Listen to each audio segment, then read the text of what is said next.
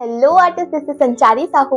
आज हम इस वीडियो में लूज ड्राइंग और टाइट ड्राइंग के बारे में बात करने वाला है। तो बेसिकली अगर आप इंटरनेट पे या फिर गूगल पे सर्च करोगे कि लूज ड्राइंग आखिर है क्या, तो यही सामने आएगा कि लूज ड्राइंग वो ड्राइंग्स होते हैं जो हम रिलैक्स्ड मूड में करते हैं, ज्यादा टाइम नहीं लगाते, स्ट्रेस नहीं लेते डिटेल्स और बारीकियों की। और ये सारी जो वर्ड्स है, टर्मिनोलॉजीज है, लूज ड्राइंग, टाइट ड्राइंग, ये सारे वर्ड्स आपको जानना एज एन आर्टिस्ट बहुत ज्यादा जरूरी है। डजंट मैटर आप प्रोफेशनली ग्रो करना चाहते हैं या फिर just as an hobby grow करना चाहते हैं, क्योंकि अगर आप प्रोफेशनली ग्रो करना चाहते हैं फिर तो बात करने के लिए, कम्युनिकेट करने के लिए, सोसाइटी में खुद को प्रोफेशनल एज अ प्रोफेशनल दिखाने के लिए, प्रेजेंट करने के लिए ये सारी टर्म्स आपको जानना ही चाहिए। बट अगर आप एक हॉबी आर्टिस्ट की तरफ भी ग्रो कर रहे हैं तो ये सारे वर्ड्स अगर आप जानते हैं ना, तो ये आपके कॉन्फिडेंस को बहुत ज्यादा इंक्रीज करता है, क्योंकि ये सारे वर्ड्स का मतलब इतना टफ कुछ नहीं है। बट अगर आप इन सारी चीजों को जानते हो तो आपका ही बेनिफिट है। लूज ड्राइंग को और भी अच्छे से समझने के लिए हम एक प्रैक्टिकल डेमोन्स्ट्रेशन भी देखने वाले हैं, बट उससे पहले हम थोड़ा सा उसके मीनिंग को देखते हैं कि असल में उसका मीनिंग है क्या। तो अगर हम इंग्लिश की बात करें तो in English loose drawing, LOOSE, loose का मतलब क्या होता है? ढीला। इन हिंदी अगर हम उसको ट्रांसलेट करते हैं तो उसका मतलब होता है ढीला। तो लूज ड्राइंग मतलब भी वही ड्राइंग्स होते हैं जो हम ढीले वे में करते हैं, हल्के से हाथों को चलाते हुए स्ट्रोक्स में काम करते हैं। फॉर एग्जाम्पल, अगर आप एक नोज ड्रॉ कर रहे हो तो उस नोज का पूरा एसेंस, पूरा फीलिंग्स हम तक पहुंचेगा कि वो नोज है, कहाँ से लाइट आ रही है, कहाँ से शैडो गिर रही है, हाईलाइट कहाँ पे है, स्ट्रक्चर कैसा है, किस टाइप का नोज है, स्किन जो टोन है वो कैसा है। बट हो सकता है कि जो स्किन का टेक्सचर है, बारीकियां हैं, सारी स्किन के जो छोटे छोटे पोर्स है, उन सारी चीजों को हम ना पकड़े। वही होता है लूज ड्राइंग। उसका ही ऑपोजिट होता है टाइट ड्राइंग। टाइट मतलब क्या होता है? टाइट मतलब टाइट, लूज का ऑपोजिट टाइट। तो टाइट ड्राइंग्स में हम सारी जो स्ट्रक्चर्स होते हैं, डिटेल्स होते हैं, उसे बहुत बारीकी से करते हैं। बेसिक डिफरेंस यहाँ पे वही है कि टाइट ड्राइंग्स जो होते हैं उसमें हम बहुत बारीकियों पे ध्यान देते हैं, और लूज ड्राइंग जो होते हैं वहां पे हम जस्ट स्ट्रक्चर को ध्यान देते हुए, सारे फंडामेंटल्स को सही करते हुए ही हम बस उसके एसेंस को, फीलिंग्स को लाने की कोशिश करते हैं। अगर ये सारे टर्म्स आप जान कर रहोगे तो अगर कहीं पे ये सेंटेंस आपने सुना कि वो जो पहले के आर्टिस्ट थे, कोई था, वो उनको लूज ड्राइंग करने में बहुत अच्छा लगता था, उनका लूज ड्राइंग में उन्होंने तो महारत हासिल करी है, या फिर जो क्लासिकल ट्रेनिंग्स होती हैं, जो एटेरियर्स में सेशंस दी जाती है, ट्रेनिंग दी जाती है, वहां पे टाइट ड्राइंग्स को बहुत ही ज्यादा प्रेफर करा जाता है।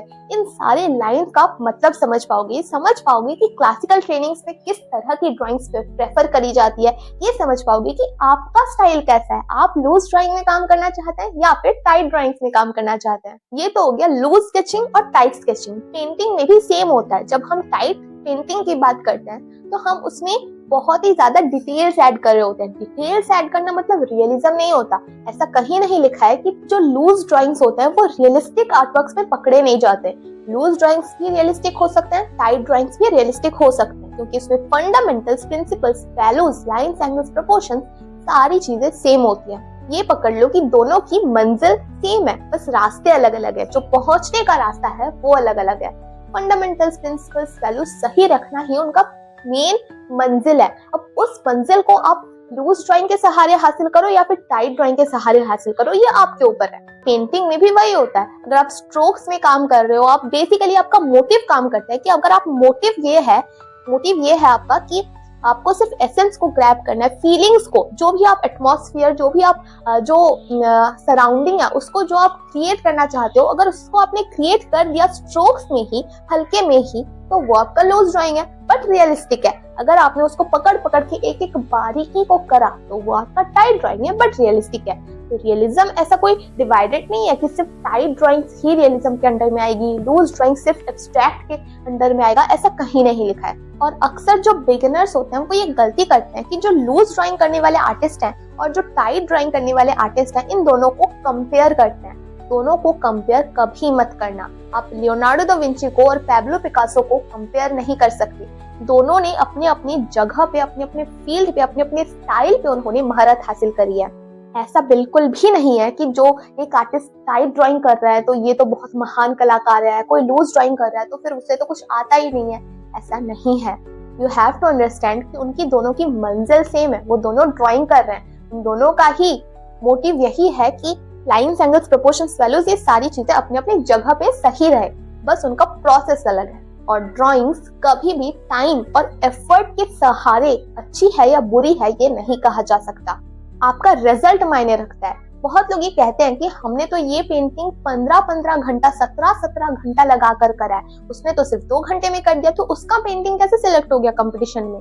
हो सकता है जिसने उस 2 घंटे में कंप्लीट कर दिया ड्राइंग को, उसने सालों से प्रैक्टिस करा हो, तभी उस 15 घंटे के जर्नी को उसने 2 घंटे में बेटर वे में समराइज कर दिया। पैब्लो पिकासो दिन में 2-3 पेंटिंग्स कंप्लीट किया करते थे, वही लियोनार्डो दा विंची 10-10, 15-15, 20-20 साल एक ही पेंटिंग को कंप्लीट करते थे। ऐसा नहीं है कि लियोनार्डो दा विंची ज्यादा टाइम देते थे इसलिए वो ज्यादा महान कलाकार है पैब्लो पिकासो से। दोनों ही सेम लेवल के हैं, किसी को हम एक दूसरे से कंपेयर नहीं कर सकते कि ये बड़ा है ये छोटा है, क्योंकि दोनों की स्टाइल अलग है, मेथड्स अलग है, प्रोसेस अलग है।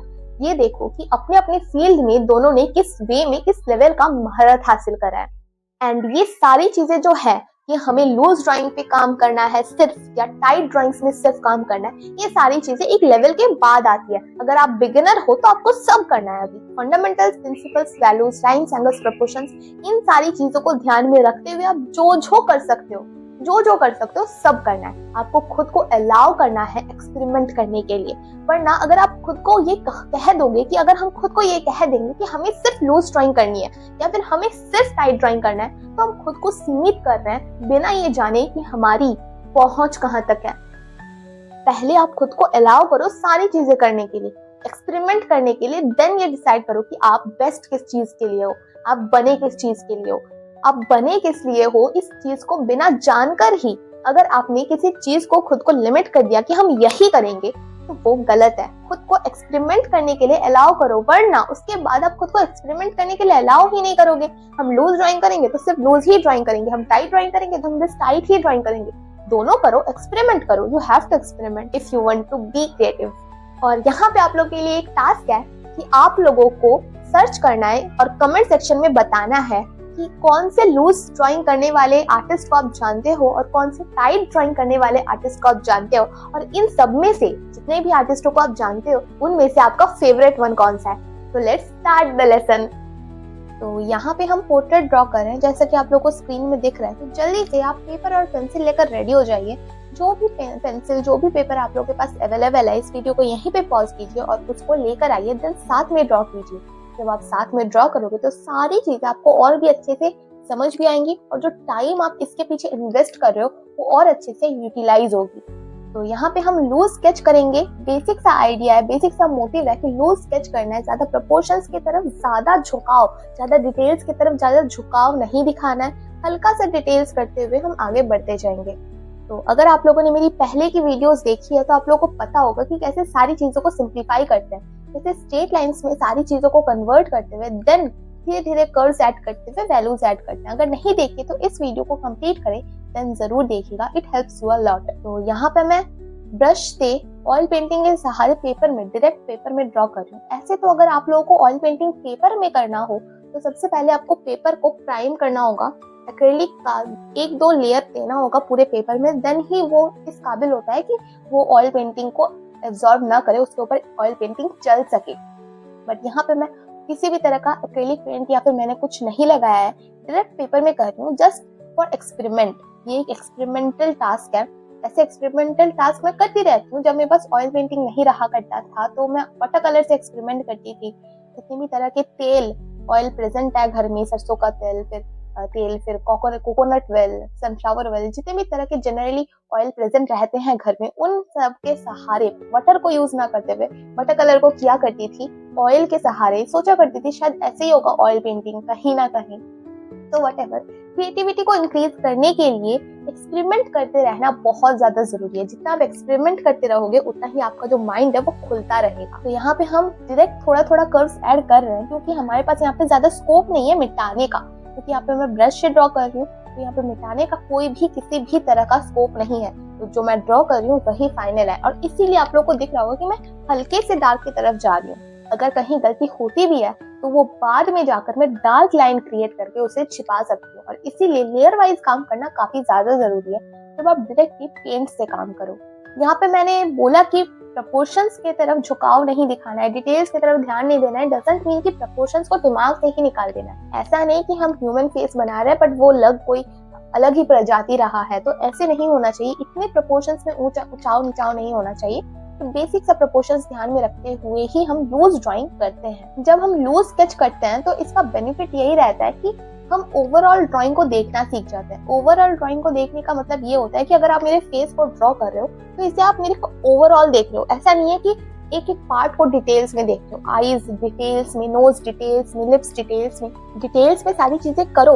बहुत जरूरी है। लॉन्ग आवर स्टडीज इंप्रूवमेंट के लिए, ग्रोथ के लिए बहुत ज्यादा जरूरी है। लॉन्ग आवर स्टडीज करनी चाहिए, बट शुरू में अगर आप लॉन्ग आवर स्टडीज के पीछे भागोगे, सिर्फ एक एक पार्ट को अच्छे से डिटेल्स में करने के पीछे भागोगे, तो ओवरऑल कहीं ना कहीं आपकी ओवरऑल ड्राइंग बिगड़ जाएगी। ओवरऑल जो प्रपोर्शन है वो बिगड़ जाएगी। सबसे पहले ओवरऑल को सही करो, देन धीरे धीरे अंदर की तरफ घुसो। इससे क्या होता है कि आपकी सारी चीजें अपने अपने जगह पर रहती है और जो डिटेल्स आप ऐड करते हो वो ओवररेटेड नहीं लगती, वो आंखों को इरिटेट नहीं करती। तो यहाँ पे हम टाइट ड्राइंग और लूज ड्राइंग का यही डिफरेंस निकालते हैं कि जब हम टाइट ड्राइंग करते हैं तो हम एज इट इज करने की कोशिश करते हैं। ये नोज है, ये आई ऐसा है तो ऐसा ही होगा।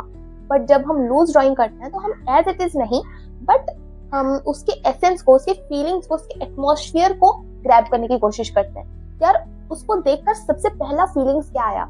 किसी पिक्चर को देखोगे तो उसको देखने के बाद सबसे पहला फीलिंग्स अगर प्यार आया तो उस प्यार वाला एसेंस आपकी ड्राइंग में रहना चाहिए, बट एज इट इज नहीं होगा। उसको भी देखकर लगेगा कि हाँ एक प्यार का माहौल है या फिर एक शांति का माहौल है। आप मेरे इसी आंख को ड्रॉ कर रहे हो, बट वो जो एसेंस है वो ग्रैब कर रहे हो कि हाँ ये संचारी का आंख है। बट ये नहीं कर रहे हो कि छोटे से छोटे चीज को भी आप ड्रॉ नहीं कर रहे हो, बस उसके एसेंस को ग्रैब कर रहे हो। उसी को कहते हैं लूज ड्राइंग। खास कर हम यहाँ पे स्ट्रोक का जो टेक्निक है वो अप्लाई करते हैं कि यार नाक ड्रॉ किया तो बस एक स्ट्रोक में एसेंस आ रहा है, फुल एसेंस आ रहा है कि उस किसका नाक है, कैसा नाक है, टेक्सचर कैसा है, स्किन टोन कैसा है, लाइट शेडो कहाँ से क्या आ रही है नहीं आ रही है। बट वो जो एग्जैक्टनेस है, सारी चीजें छोटी छोटी सारी चीजें हम ड्रॉ नहीं कर रहे हैं, हम बस उसके फीलिंग्स को, इमोशंस को, एसेंस को ग्रैब कर रहे हैं। तो आप लूज ड्राइंग बनाओ, टाइट ड्राइंग बनाओ, कुछ भी बनाओ, उसमें टूल्स कोई मैटर नहीं करता है। यहाँ पे ऐसा नहीं है कि मैं ब्रश से बना रही हूँ तो आपको भी ब्रश से ही बनाना है। आप कोई भी टूल ले सकते हो। आप अगर पेंसिल, 3 रुपए की पेंसिल भी आपके सामने पड़ी है और एक पेपर, जेरोक्स पेपर ले लो, उसी में आप बेहतरीन आर्टवर्क कर सकते हो। तो इसीलिए प्रैक्टिस शुरू करना काफी ज्यादा जरूरी है। इसलिए मैंने कहा कि पेन पेंसिल लेकर बैठो। हो सकता है सारी चीजों को आप एज इट इज, जैसा मैं ड्रॉ कर रही हूँ वैसा ना बना पाओ, बट जितनी भी चीजें बनाओगे उतनी ही चीजों को आप ज्यादा अच्छे से समझ पाओगे। पहली बार में पूरा नहीं बना पाए, सेकंड बार देखो अगेन बनाओ, थर्ड बार देखो अगेन बनाओ। ऐसे ही तो लोगों की ग्रोथ होती है। और ये जो लूज मेथड है, लूज टेक्निक है, लूज वे में जो ड्रॉइंग किया जाता है, वो खासकर जब हम लाइव ड्रॉ करते हैं, आउटडोर गए वहां पे, या फिर कोई सामने बैठे उसे हम model, as a model draw कर रहे हैं, या फिर किसी का face as a portrait draw कर रहे हैं, तो वहां पे बहुत ज्यादा काम आता है। जब हम स्टिल लाइफ ड्रॉ करते हैं तो खैर वो तो फिर भी स्टिल रहता है, तो उसमें हम धीरे धीरे काम कर सकते हैं। बट जब हम ऐसे मूविंग ऑब्जेक्ट्स को ड्रॉ कर रहे होते हैं तब ये बहुत ज्यादा काम आता है, क्योंकि ये बहुत एक फास्ट मेथड है। फास्ट वे में आप सारी चीजों को ग्रैब कर रहे होते हो, एसेंस को ग्रैब कर रहे होते हो। और ओवरऑल जो देखने का मेथड है कि अगर आप मॉडल ड्रॉ करो तो ओवरऑल आपने उसे बना लिया, देन धीरे धीरे आपने डिटेल्स ऐड करा, क्योंकि वो मॉडल भी बैठा है, वो जिंदा इंसान है, कोई स्टैचू नहीं है, तो वो बैठा का बैठा ही रह जाएगा। तो अगर आपने ओवरऑल सारी चीजों को ड्रॉ कर लिया तो आपका एक बेसिक सा स्ट्रक्चर तैयार हो जाएगा माइंड में कि हाँ ये चीजें यहाँ होंगी, वो चीजें वहां होंगी। अब धीरे धीरे प्रैक्टिस के साथ सारी चीजें परफेक्शन की तरफ चली जाएंगी। लूज ड्राइंग में भी परफेक्शन मीन्स इम्प्रूवमेंट। अब आप लूज ड्राइंग में परफेक्शन एक अलग लेवल की चीज है और टाइट ड्राइंग में परफेक्शन एक अलग लेवल की चीज है। दोनों को आप कंपेयर मत करना। और जब हम बाहर जाते हैं, अक्सर आर्टिस्टों को आप लोगों ने देखा होगा, पिक्चर जो है वो कलेक्ट करते हैं। घूमने गए तो वहाँ पे एक अच्छी सी सीनरी है तो वहाँ पे हमने एक पिक्चर क्लिक कर लिया, उसको हमने कलेक्ट किया, अगेन कहीं पे गए। जब हम एज एन आर्टिस्ट ग्रो करते हैं तो हम ये भी कर सकते हैं कि हम पिक्चर को एज आवर रेफरेंस ना लेते हुए हम बाहर गए तो क्विक एक स्केच कर लिया, बर्ड बैठी है तो 5-10 सेकंड में उसको एक स्केच कर लिया, वो हमारे काम आता है बाद में इन फ्यूचर कोई बड़ी पेंटिंग ड्रॉ करने के लिए। ये जो रेफरेंस है वो भी हमारी ही क्रिएट की गई है, एक अलग लेवल की सेटिस्फेक्शन देती है आर्टिस्ट को भी और व्यूअर को भी। तो यहाँ पे आप लोगों के लिए एक टास्क है कि स्क्रीन में हम 10 पिक्चर्स प्रेजेंट कर रहे हैं आपके सामने और कमेंट सेक्शन में आप बताएं कि इन 10 में से कौन कौन सी पिक्चर लूज ड्राइंग के अंदर आती है और कौन कौन सी पिक्चर टाइट ड्राइंग में आती है। और आप लोगों के माइंड में ये भी सवाल आया होगा कि आखिर मैं ऐसे घूमते फिरते लूज वे में क्यों वीडियो बना रही हूँ। कुछ समझ आया?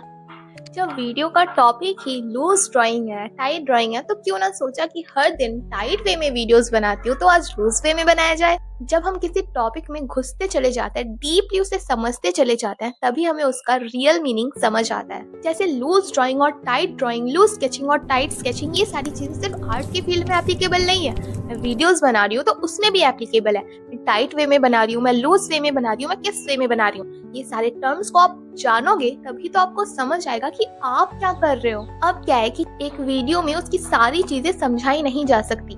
मैं इस वीडियो में आप लोगों को थोड़ा सा प्रैक्टिकल करके मैंने दिखा दिया, थोड़ा सा टेक्निकल मीनिंग इसका समझा दिया, बट इट्स मेनी मोर। इसका मतलब और बहुत ज्यादा है और इसका मतलब और बहुत ज्यादा आप समझ भी सकते हो अगर आपने इसके ऊपर रिसर्च किया।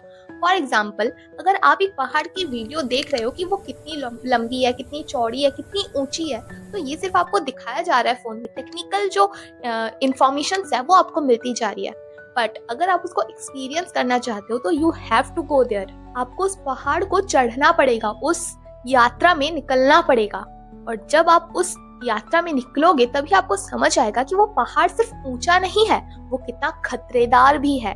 ये समझ आएगा कि उसमें लाखों तरह के जीव भी रहते हैं, उन लाखों तरह के जीवों के करोड़ों तरह के लाइफस्टाइल्स भी हैं।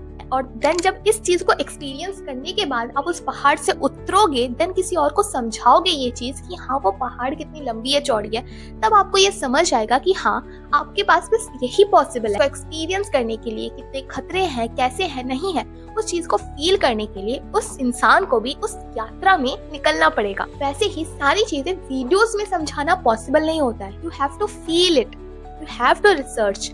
जितना आप रिसर्च करते जाओगे, जितना आप अपने तरफ से एफर्ट लगाओगे, उतना ही आप डीपली किसी चीज को समझते चले जाओगे, और जितना आप किसी चीज को डीपली समझते चले जाओगे, उतना ही उस चीज को आप अपने लाइफ में अप्लाई कर पाओगे और दूसरों को भी समझा पाओगे। इस वीडियो को देखने के बाद भी आप रुक मत जाना, आप और रिसर्च करना कि लूज ड्राइंग, टाइट ड्राइंग क्या होता है। क्या सिर्फ मैंने जितना बताया उतना ही होता है, या इससे भी कई ज्यादा होता है? क्योंकि हम सब इस लाइफ के रेस के, आर्ट के रेस के भागीदार हैं। And art is not a 200 और 500 meter race, it's a marathon. You have to go long. इस लाइफ रूपी रेस में या फिर आर्ट रूपी रेस में हम सब खड़े हैं, एंड कोई थोड़ा आगे खड़ा है, कोई थोड़ा पीछे खड़ा है, किसी ने सफर शुरू कर दिया है, किसी ने अभी तक शुरू नहीं करा है, but the point is you have to go long.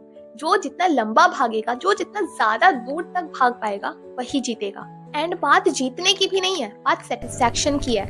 आपको अंदर से सेटिस्फैक्शन मिलेगा जब आप किसी भी चीज को डीपली समझते चले जाओगे। छोटी छोटी चीजें ही आपके लाइफ में बहुत कुछ ऐड कर देता है, आपको एक प्रोफेशनल लुक देता है।